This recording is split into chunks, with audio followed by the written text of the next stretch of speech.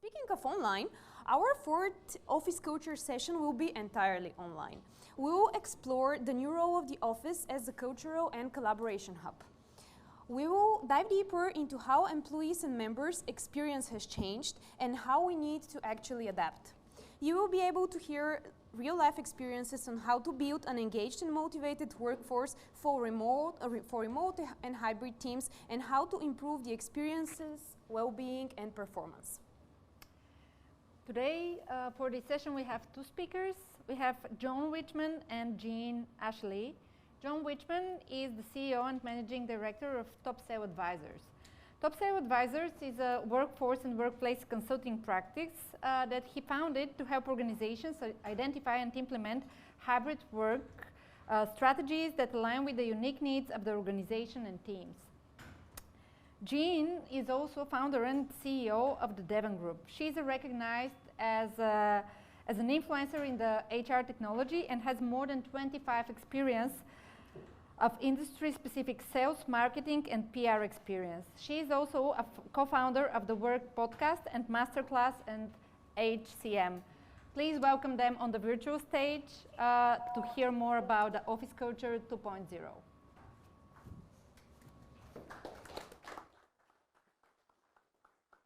Well, that was a great introduction. Thank you, John. Thank you, Jeanne, for being with us today on Office Culture 2.0. And I did a little research before the session, and I found that culture, according to Google, is defined as a way of life for a group of people, the behaviors, the beliefs, the values, symbols that they accept, and generally without thinking about them. So it becomes a habit. And then I this week saw a poll on LinkedIn, which I think is a good way to lead in our conversation about Culture 2.0 and a hybrid and flexible work environment. And the question on LinkedIn was, what are the challenges? What are the biggest challenges of a flexible remote workforce? And there were four answers. And the first one was lack of work-life balance came in at 24%, which is a little bit surprising because that's obviously the promise of a hybrid or remote workforce, is you can have a better work-life balance. And then next was Zoom meetings burnout, which we're all familiar with. And then mental health due to isolation was next. But the number one answer was work culture fragmentation. So very fitting that we're talking about Culture 2.0 in a hybrid flexible work environment post-COVID. So I'm really excited that everyone's decided to join us today as we explore the new role of the office as a cultural and collaboration hub. And I've got two great CEOs and industry experts with me today, Jeanne Achille, CEO of Devon Group again, and John Wichmann, CEO of Topsail Advisors. And thank you both for being with us. And let's just get started. Any comments first and foremost about that poll that work culture fragmentation was the biggest challenge of a remote workforce? I'm not surprised by the results. I think that what we observed in the last few years, the existing employees of an organization were able to remain connected. I think onboarding new employees became very challenging under this model. I also think, and I know you touched on this in your opening comments, that work-life balance actually is a big problem when you work from home, because the day just continues into the night and people are working until like 11 o'clock at night, sending emails. And then the next day, they're right back at the desk. So there are no natural break points anymore. John, I'm curious for your thoughts. I would certainly concur.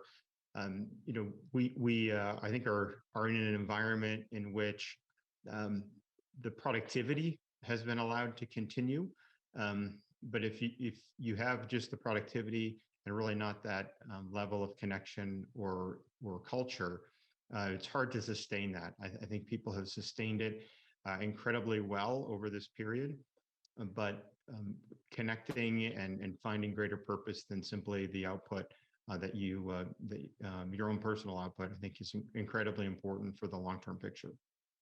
Yeah, and Jeanne, I'm guilty. I think I woke up at 1:30 this morning, and I don't know why, maybe the dogs were rustling, and of course, I grabbed my phone, which is, you should never do, but only because I had to go to the bathroom, maybe TMI at the same time, and I might as well, jump on my phone, and I open up Slack, and there's a message, and we have on the hybrid side of our platform, OfficeRnD, we have a Slack integration rolling out in the next couple of weeks, which is really exciting because so many people use Slack. And there was a message about our approval process through the Slack app, and so I had to respond to it. So guilty, no defined moments, and we work when we want to work, and that can be a downfall, certainly. So John, I'll start with you. What do you feel is the new role of the office as the cultural and collaboration hub? That's a great question. So I'm glad to hear you phrase it as that way, because I think some organizations maybe have forgotten the role of the office as the collaboration hub. And I think that is so critical to remember. That said, I believe it will be, it's most critical. So just having an office does not make it, or a space, right? A co-working space to go to does not in and of itself make it a collaboration hub. Obviously, it probably goes without saying, but maybe easier said than done, that it really does require bringing the right people together, at the right time and frequency, and really to do the right types of things to make it that collaboration hub and have that lasting value from a cultural perspective. Yeah, Jeanne? I think we could talk for hours on this, first of all, because I think that when you look at the physical office as a collaboration hub, you have to look at it very intentionally. So, Colin, you mentioned Slack, and we're all accustomed to these collaboration tools we have. They make us very productive. As you said, there's some bleed into personal space. When we look at a physical office, we're looking at a very different experience. And I think the word experience is key. We have to create experiences for our employees to attract them to the office and to really maximize this physical time together. And I think that's very different than what we saw pre-pandemic. Pre-pandemic, I think the office had become kind of taken for granted. And now the office is being elevated to something a bit more special. It's a place where we're very intentional about meeting. We're very intentional about perhaps creating a mentorship program or onboarding our new employees or giving our Gen Z employees some extra attention because they haven't had the benefit of the infrastructure that an office creates in their workday. So I think we're at a very interesting point in time. And I think there's some very interesting things happening in the physical office that we haven't seen previously. Yeah, it's interesting. I'm seeing a lot of information come out and referencing the open office floor plan and how bad an idea that was. Although everyone at the time thought, "Oh, this is brilliant. We're gonna open, the office and make it create culture so everyone can just have this kumbaya moment together in the office, and they're just gonna love that." And the truth is, we need our privacy, and we need certain guidelines and references, just like we do at home. We need a start and a stop, and we need a place to go to work. Even if you're the extrovert, you still want some time to make a phone call, or not have 20 people constantly interrupting you. So that's fascinating how those things are changing and very quickly. And I was one who was happy to see that trend come and go. So Jeanne, you are the chair of the Women in HR Tech Summit, and I'm constantly saying that hybrid work, remote work, is very personalized. Each cohort is a little bit different. They're and all need to be taken into account to create effective hybrid model policies. What considerations do companies need to give from a cultural standpoint regarding specifically women that we may not be thinking about? Yeah, what a great question, Colin. You mentioned personalization, and I think that we really need to be very aware of not building bias into our programs and into our expectations. And so, for example, when we look at the cohort of women in general, not everyone in that cohort is a working mother. So, you create some friction in your workforce if you are extending exceptional circumstances to one group but not to others. Because one group of women might be working mothers, others might be caring for elderly parents, or they might have some exceptional circumstances where they need some time to work from home versus strictly 5 days a week in the office. Um, so I think being cognizant of your employees and what their expectations are is also part of this new definition of what we're grappling with as we bring workforces back into the office, or we create hybrid labor models where we're balancing, X amount of time in a home office or work from anywhere. I'm meeting a lot of digital nomads nowadays. All of a Mhm. sudden everyone's moving to Portugal, and like just picking up their laptop and going. I think if you're a manager in an organization, you have to know your people and you have to know what they need and not make any kind of sweeping generalizations in terms of what's going to work for the team. Yeah, yeah, great point. Certainly a good practice in all walks of life. John, have you experienced kind of that personalization factor where companies aren't necessarily taking different cohorts into consideration? Certainly I see situations like that, where I've seen things probably come together the best is when an organization does take a personalization view, but really takes a personalization, I would offer, at a team level. So if you think about a team that works together, a lot of them in the same general locale, I think it can create some challenges if everybody on that team is able to sort of self-personalize how they want to work, when they want to work. If we're trying to really drive for that collaboration and camaraderie, that's very difficult to do if people aren't consistently and predictably coming together, right? So that doesn't mean 5 days a week, but it also doesn't mean 0 days a month, for example. Um, but if you think about personalization, one team may say, hey, you know what, for our needs, 1 week a month is the right thing to do for the local folks, and then maybe we'll once a quarter bring the people who are out of town in, and really be very purposeful and very planned about how that team really will connect. And my belief is that's probably what's missing most, where you get a lot of, hey, you must come in this many days, or there's the opposite of that, which is a complete lack of structure. And I think both can be very detrimental situations to a company culture and an organizational culture. Yeah, yeah, great point. And it's the perfect segue to really my next question. And we've all seen the headlines about companies creating return to office policies. And I think Apple's the most famous. They're the, I think, largest company in the world in terms of market value. And, they started out 3 days a week, mandatory, everybody's got to be in the office. And then there was a revolt, and employees sent the letter back to leadership saying, hey, you're not taking us into consideration. And and then they tried it again, and now again, hey, mandatory 3 days a week in the office. And we're also hearing about the great resistance. So yes, there's a mandatory hybrid work policy where people have to be in the office 2 to 3 days a week. And usually it's Tuesday, Wednesday, Thursday, Monday, Friday, optional at home. And people just aren't coming to the office. They're just not doing it. And so, I mean, what do you feel is at the heart of the issue with getting employees to come back to the office? I mean, they've got to obviously find some value in the experience to do it. Otherwise, there's going to continue to be resistance. Jeanne?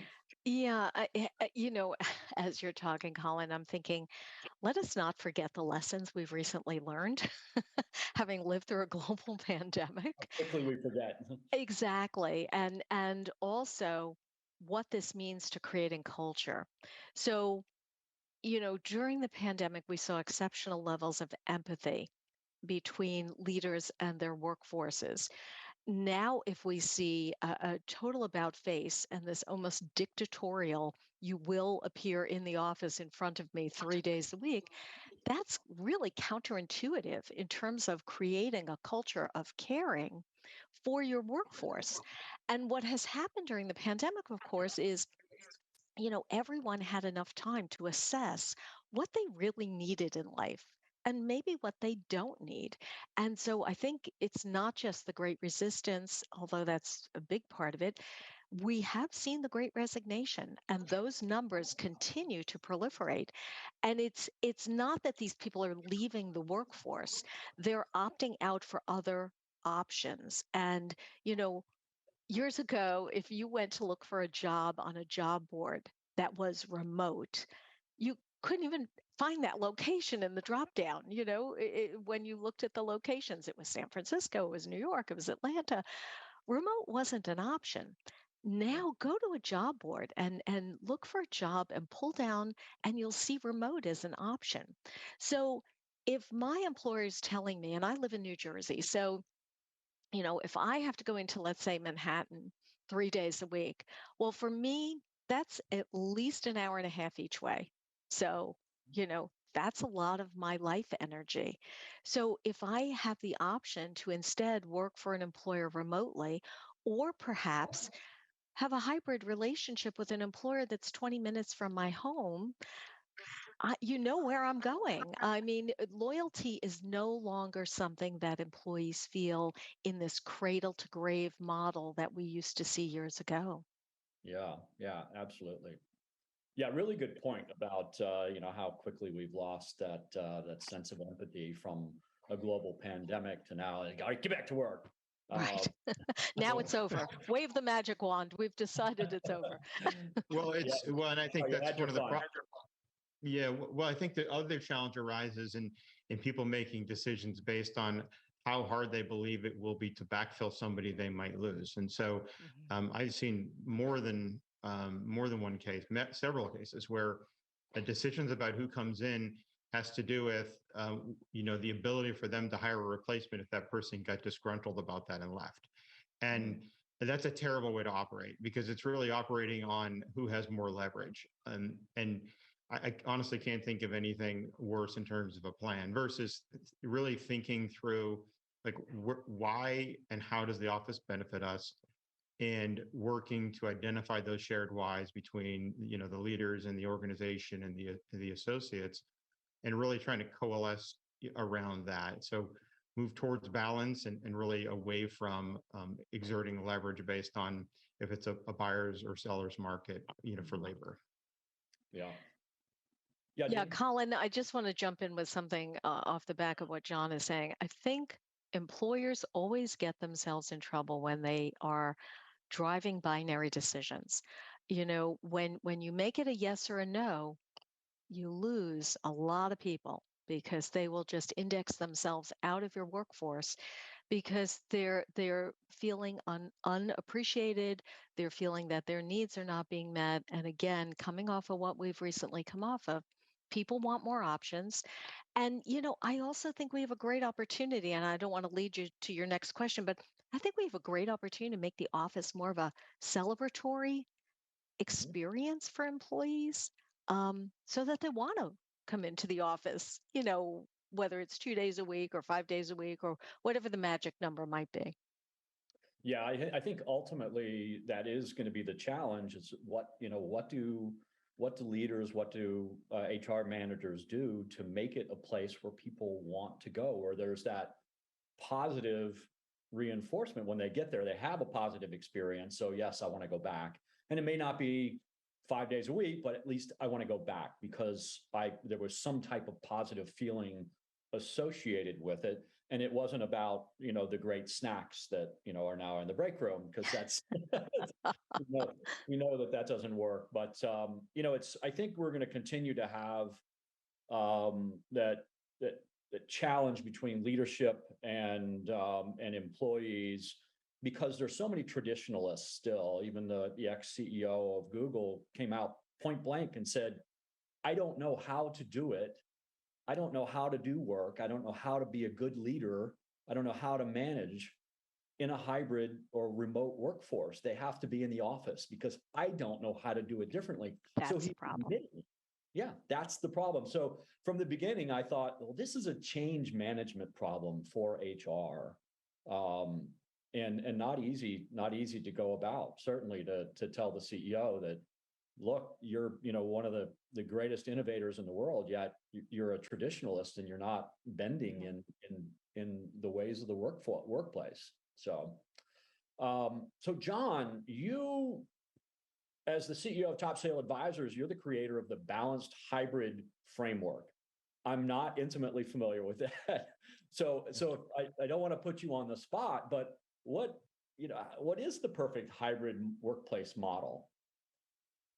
Yeah, so I think it, and and that's where I had used the word balance, because I believe it truly is about people coming together and focusing on the importance of coming together, but coming together at the right levels. Similarly, it's not going to be the same for every team, right, or every area within an organization. And so, the core of it is built on finding that balance, moving away from that leverage, and instead towards the reasons why it's important to get together, and then empowering those people leaders to really define, hey, what is the right in-person connection plan and approach for us? And so really at the end of it, people, maybe every person doesn't get exactly what they individually want. But again, business and growing a business especially is a team sport. And if we look at it as a collection of individuals who each need to be satisfied, I think we're going to have those businesses really find in the long run, by trying to satisfy every single person, they're really going to satisfy very few. And the longevity of those individuals at those organizations will be relatively short-lived, and those organizations won't grow as fast. And so really leveraging the input of associates towards figuring out what are the most important things to be doing together at our team level, and then coordinating that activity so that people show up at the same time and in the same place. There was a study actually done last year. So it's about a year old, but it had some great information in it. And it was something that Cushman Wakefield did. And they did a modeling exercise of a fictitious 500-person organization with several floors. And they said, hey, if everybody's told to come in 2.5 days a week on average, what is the likelihood that anybody's going to see, another person who's on their team? And then furthermore, if there's a manager who wants to have at least half their team together at any one given time, if just left to chance, what are the odds of that? I believe in the first case, it was 19% chance that people would run into others on their team, and only a 12% chance that manager would ever have, without otherwise coordinating it, even half of their team together. So, being purposeful, being planned, and being predictable, I think are incredibly important. And really, that's where an OfficeRnD and the technology platform you provide really facilitates that. This isn't something you're going to be able to run long-term on a spreadsheet. It is going to require a system and an application, a platform where you can, merge the people with the space and how that space is used. So I think there's no more important time than now for organizations to adopt, workplace management tools such as OfficeRnD. Yeah, I think it's a great point. Obviously, digital solutions should be an enabler, not a disruptor, and it shouldn't cause friction, but create a pathway to better workflows. And it's certainly our mission at OfficeRnD. And I've got a product demonstration a little bit later in the day, I think 1 p.m. Eastern time, and we'll talk a lot about that. And some of the key insights that came out of a recent Gallup poll that showed, the top drivers of a hybrid workplace, and they were all about having collaborative sessions. And that session may be, an onboarding session, or a meeting with a supervisor, or a planning session, or your entire team meeting or some type of session that has to be coordinated in the office. And software needs to enable that because like you said, it can't happen through Excel and manual processes. So I'm looking forward to the time when that's fully adopted by hybrid companies, and OfficeRnD can help them do that, and certainly consultants like yourself and Jeanne as well. Jeanne, how do you create a hybrid work environment that promotes productivity, well-being, and performance? Can you have all of those things? Yeah. Well, there's a loaded question, Colin. Can you have all those things? Yes. Can you have them all at the same time? Probably not. Probably not. I mean, one of the upsides of managing a workforce is that you have such creativity and innovation that comes from having all these different people, personalities, skill sets together. It's also the downside, though. People have a bad day. People have a family issue they have to deal with. We can't be at full throttle all the time. And I'm listening to you talk about your technology, and I'm sitting here going, holy cow, how would you do this on a spreadsheet? How would you possibly, and who would own the spreadsheet? That's the other thing. I think one of the things we've discovered in the last few years, if we weren't digitally enabled and didn't have access at our fingertips, um, who owns something and where do we find the data? And then how do we migrate this to a place where we can all collaborate? I think, though, that you've brought up a very interesting point, Colin, especially about well-being, because we had seen well-being as a category become very individualized. And yet, when you look at what employees want, and this is certainly evidenced, by the way, the trade show that I did last week, where we had about 8,500 attendees, people want to be brought back together. They don't want to do everything by themselves. They want to come back together. They want to collaborate. They want it's an energizing experience. It's an exchange of ideas that makes people feel better. That eliminates some of the stress and the mental health issues that come from isolation. So I think you've led us in a very interesting direction. But I'm a realist. I don't think you can have all things at all times and serve all masters. You also raised something very important earlier, and I just want to touch on it. I'm sure John wants to expand on this, but I just want to touch on this whole issue of managers are feeling their way or along the wall here as well. They Yeah. have not had training to help them in this new model, and quite frankly, we don't have any experts who have previously lived through a global pandemic who can guide us. So interesting times, interesting times. John, your thoughts? I would absolutely echo what you mentioned about the training um, and really maybe even some of those tools. So I know a lot of tools have really come to the forefront during the pandemic, but those have to, I think, first and foremost, support the completion of work activity and really help those managers who now have to plan and lead in a new environment. Yeah. Is it really a change management problem? Is that it? I mean, because we're guiding leaders through a completely different scenario that they haven't experienced. Um, in a way, you could also say, how was it really being done in a great way before? Did we really have this figured out when we all came into the office? And I'd argue we probably didn't. We just sort of thought we did. And it was easier to be, I don't know, you could just, go call somebody over, hey, let's go figure this out. So, you could sort of do a bunch of ad hoc activity, which sometimes is good, but sometimes it's really inefficient. Um, and so I think, especially for those roles that are not highly measurable, I mean, there are certain roles out there that we know, maybe you're a call center representative and they've got analytics just everywhere on that. So it's very measurable. Sales, obviously, very measurable.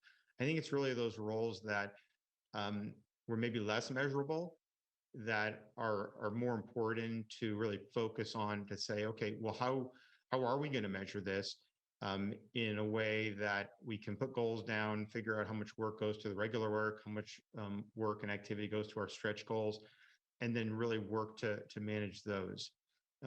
And we may find, right, that we actually get a lot more done if we do it that way than sort of the way we used to, or even in the sort of the ways in the pandemic where we were just all sort of having heroic efforts as we pushed through. So, but maybe if I heard that correctly, in the past, yeah, were we doing it right? Good question. Very valid. But in the past, accountability and sometimes productivity was measured by showing up.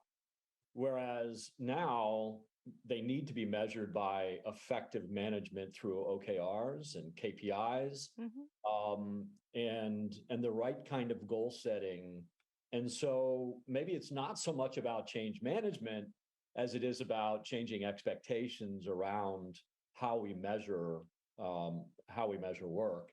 And I'm not talking about monitoring keystrokes, talking about actual results, which is what leaders, I think, are concerned about. They think, hey, people aren't actually producing or being productive, even though measurements show just the opposite. It shows that employees feel they're more productive working in a hybrid or remote situation. Well, yeah. John, please go ahead. Well, I was just going to say, thanks, Jeanne. People like in sort of in your more traditional roles who aren't software developers or aren't in sales, but in roles outside of that, it may be an opportunity for us to take a page out of the book of software development, and an area I've been focused in on and working with software for 15 plus years.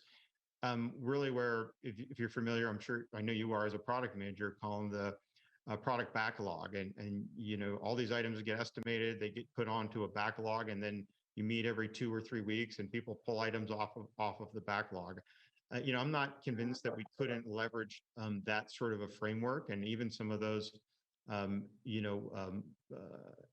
agile management, Scrum-based software development tools to put maybe marketing tasks or accounting tasks on where people are loading up against a 2-week schedule, and those tasks are being estimated by somebody who knows how to estimate them. I think it would create a lot of clarity within those disciplines that typically are a little bit harder to measure. It doesn't mean we have to account for every hour of a 40-hour plus week, but it could create more of a tool, or could give some of those managers a tool in which they better plan and manage the work, and it might also provide more clarity to those associates on those teams. Yeah, great point. We've actually, in the marketing department at OfficeRnD, we've actually adopted some great resources and used the Kanban style of project management. And initially, we wanted to model our project management after the dev team. So you're spot on. And it's worked really well for us. And we continue to evolve that process, but we've been much more productive, and our work is much more transparent, not only to the department, but the entire company as well. So, Jeanne, I know you wanted to say something. Yeah, I'm struggling here. I think certain jobs lend themselves very, very neatly to being measured. I think there are also things that go to workplace culture, workforce culture, organizational culture that just don't fit in a box. And so, are we measuring productivity? Are we measuring performance? Are we measuring this? Are we rolling it up to an organizational level? And does everyone know what the business goals are? Does everyone understand what their job does in relationship to the overall business imperative? I think sometimes we get a little too far down into measuring everything and accumulating data on everything. And then, it's the forest and the trees. We kind of lose sight of what we're trying to accomplish here. And I wonder what your thoughts are on that. Yeah, I 100% agree with you. So I wonder, and it kind of leads into my next question: is culture creation possible in a fully remote or hybrid work model? And if so, how do you create the one you want? Obviously, different companies will have different cultures, and hopefully they'll have defined those. And I think, John, you made the point when I asked, what's the perfect hybrid workplace model? What's the one that works for you? It's not the one that's universal for everyone. You can't pull one off a shelf and go, this is the one we're going to use, as with a lot of other solutions. So it's the one that's right for you. But when people aren't coming together every day, how do you create culture so it practices become second nature, and we don't have to think about them? We feel it and we know it, and we're connected. How possible is it? Are we a year away? Are we 10 years away from making this happen to know how to get it to work? Yeah. Well, if it really depends, I think, greatly on how we define remote. If we define remote as somebody who doesn't currently have an office lease in place, but still gets together, that's one thing. If we define remote as people literally not connecting on any sort of a regular, consistent basis, we think we can wait a few years and there won't be many of those companies left. Just because if you think remote also means you don't really need to connect person to person, I don't know how those companies grow. I've seen companies like that, but those are where they're just put a skeleton crew on and they're just riding a business down, and they've really outsourced the rest of the business. And if you're in a business where there's no need to connect with the people who are doing the work, we used to call that outsourcing. But if you really are into growing and building a company and building a culture, I don't think you can do it without connecting in person. So sometimes when people say, hey, we're a remote first company, they're still getting together significant amounts of time for onboarding, for planning, for things like that. So less than how a company maybe labels themselves, I think it all really does come down to how often they're coming together, and are they being purposeful about those in-person connections so that they have an impact. Yeah. Yeah, so I want to jump in on this one because I think, again, there are so many variables that we have to consider as we look at, the architecture of the workforce and the workplace, physical and virtual. Um, you have a generation that's coming into the workforce now in a big way, and that's Gen Z.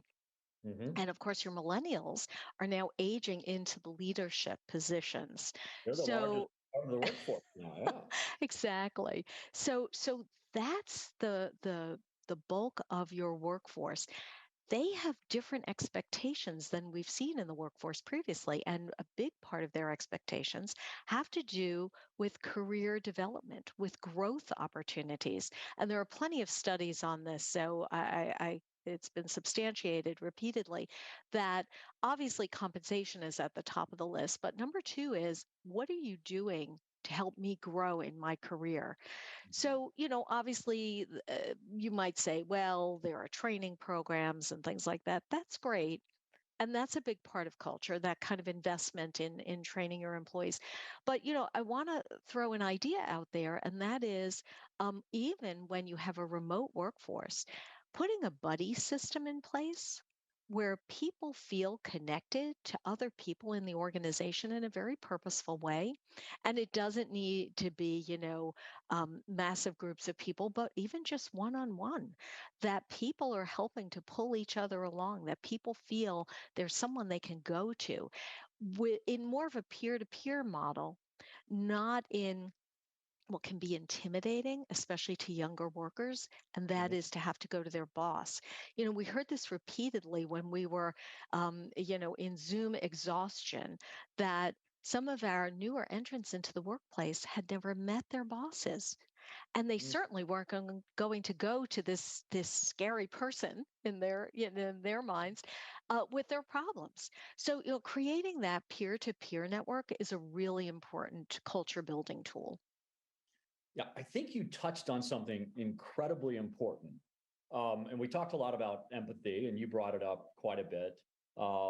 And certainly transitioning from from COVID to post-COVID, and how the importance of that has changed, unfortunately. And is there any greater importance than job development or personal development, even for companies to focus on as a point of culture creation? Because it almost naturally creates culture when you have a culture of development.